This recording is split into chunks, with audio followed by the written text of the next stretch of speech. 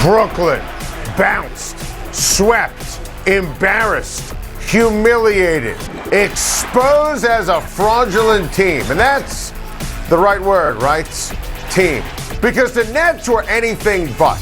They treated the regular season like it was a glorified October practice and a joke, and the sports gods absolutely appropriately bit them in the backside. The Celtics, now that's a team. That's the epitome of a team. And they wrecked the Nets. Bag at Nets. Bag at Kevin Durant. Bag at Kyrie Irving. Bag at James Harden. Bag at Ben Simmons. Bag at Steve Nash. Bag at GM Sean Marks. The exact same energy and word choice we use for Lakers applies here. Because the Brooklyn Nets and the LA Lakers officially won the same number of playoff games this year.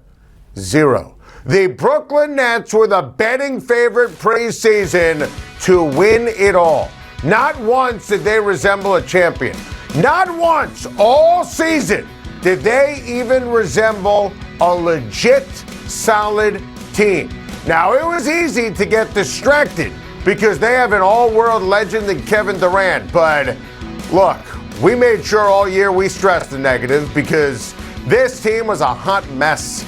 Steve Nash, awful. He deserves blame. He's a terrible in-game coach. There's no system. It's ISO ball. And there are availability issues for Kyrie and Harden, and Ben Simmons never showed up for work. You get exposed as a coach. Harden didn't want to be there. They sold low. And I said that was a terrible trade. They sold low on Harden. Basically, they traded James Harden for Andre Drummond and Seth Curry. Think about that. They traded Harden for Drummond and Curry.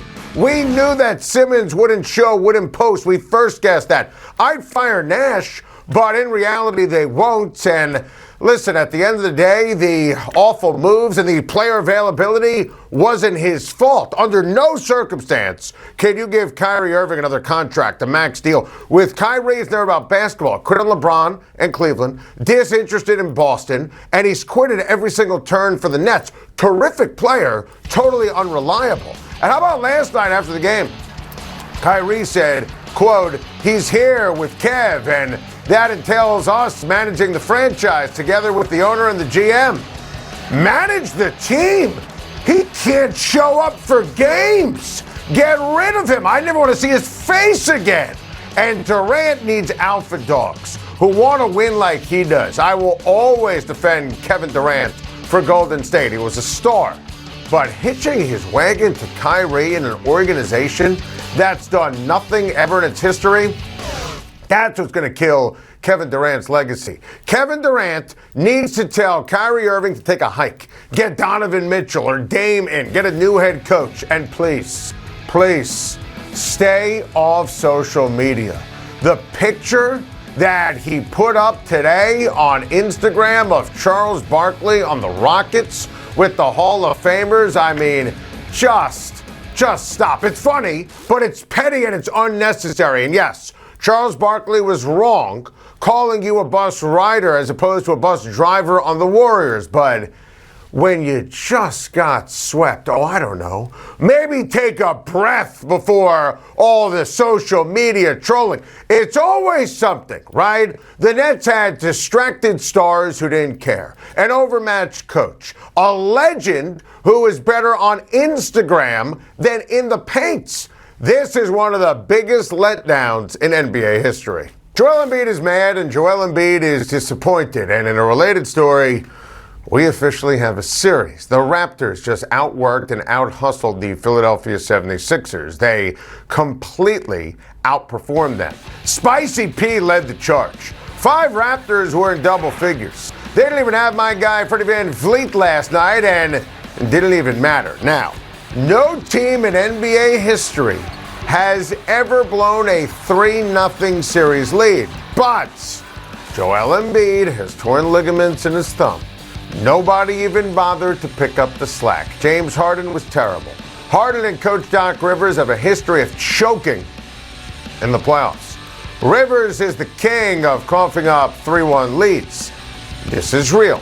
The next game is in Toronto. The crowd is amazing. Tybalt can't play.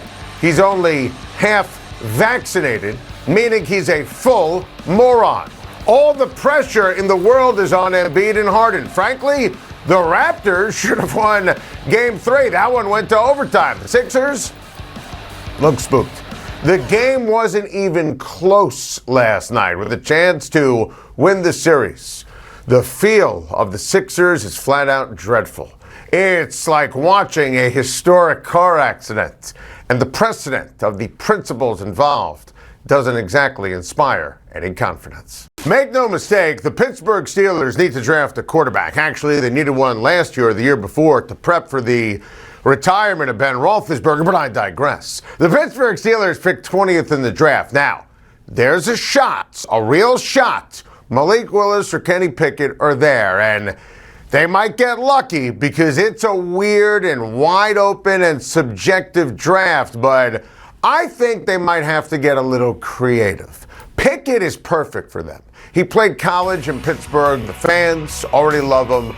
Pickett might be better right now than Mitch Trubisky. And I like Trubisky going to Pittsburgh as a quote-unquote veteran free agent. But Pickett is experienced, a natural leader, makes every throw, as you see right there. You already know he can handle the elements in Pittsburgh, and I'm a huge Kenny Pickett fan. I also think Malik Willis makes a ton of sense here, too. Pickett is more ready to go now.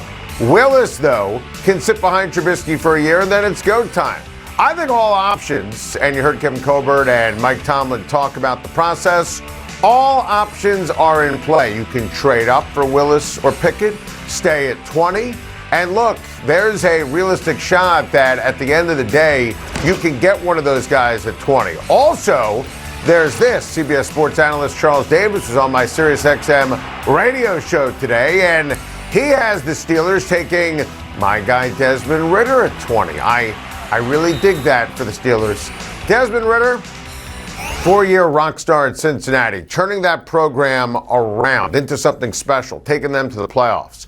If Ridder's Alex Smith, and that's my comparison, he's absolutely worth it. And Pittsburgh will love him.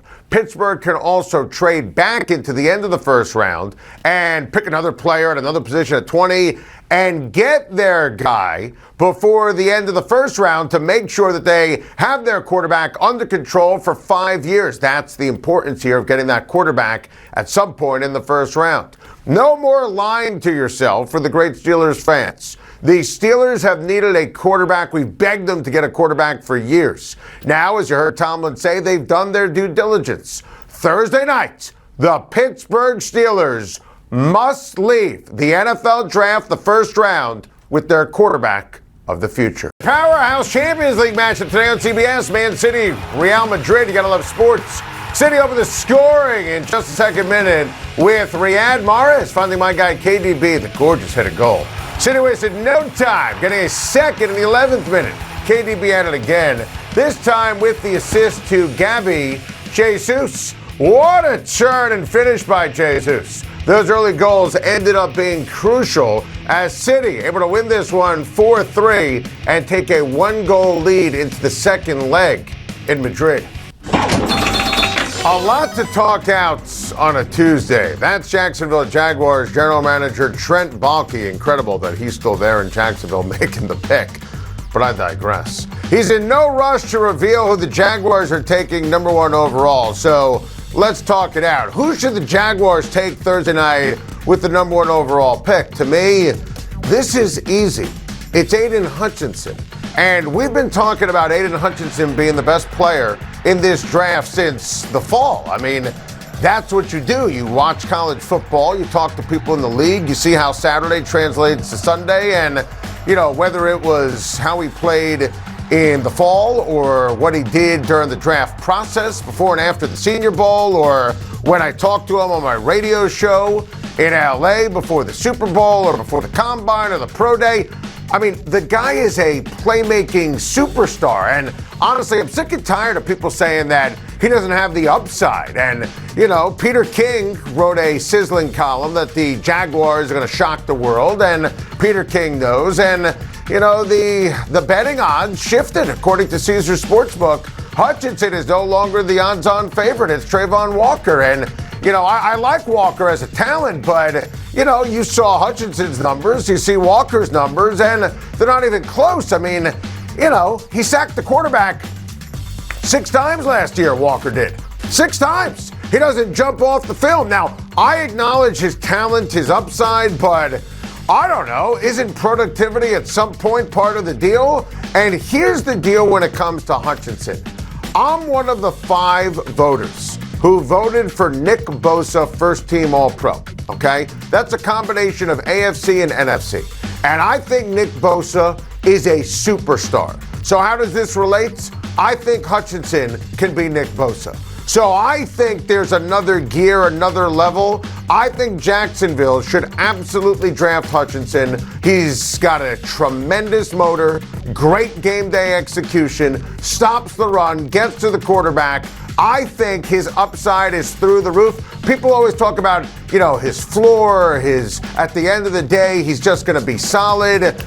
Don't get duped here. He's more than just a double off the wall. I think Hutchinson's a home run. I think he's the best player in this draft. And I think the Jacksonville Jaguars must draft him with that number 1 overall pick. Speaking of the draft, what are the teams likely to take a quarterback in the first round? Who needs a quarterback? Who must take a quarterback? Let's talk this one out together. Now, I think the Carolina Panthers need a quarterback in the worst possible way. I mean, they don't have one on the roster. And Sam Darnold, if he's the answer, I'd love to know the question. Cam Newton's not walking through that door. Seattle traded Russell Wilson, and listen, Carolina at 6 absolutely should take one. Seattle at 9. Falcons, listen, they need a quarterback desperately. Scott Fitterer, the Panthers GM, he talked to the press today, and he said, he would not even hesitate to take quarterback at 6. Terry Fontenot, the Falcons GM, said they would not hesitate at 8. Listen, to me, my order is Willis in terms of upside, Kenny Pickett, Desmond Ridder is clearly my 3rd quarterback. When I look at the prospects, I have 3 going in the first round. Corral and Howell, I think, will end up going in round number 2. I think the Lions at 32, very likely to take a quarterback. I think the Steelers, as we talked about to start the show, they're very likely to be in the quarterback business. I still don't rule out the Saints taking one and trading up. That, to me, makes a lot of sense. Look, I think there are some good quarterback prospects. It's not a sexy quarterback group, but a lot of teams need quarterbacks. You can make the case. Their quarterback position in the NFL has never been stronger. You either have one or you don't have a chance. So I think Pickett could play. I think Willis could play. I think Ridder could play. Carolina, Seattle, Atlanta, Pittsburgh, Detroit, maybe New Orleans must be in the quarterback business early.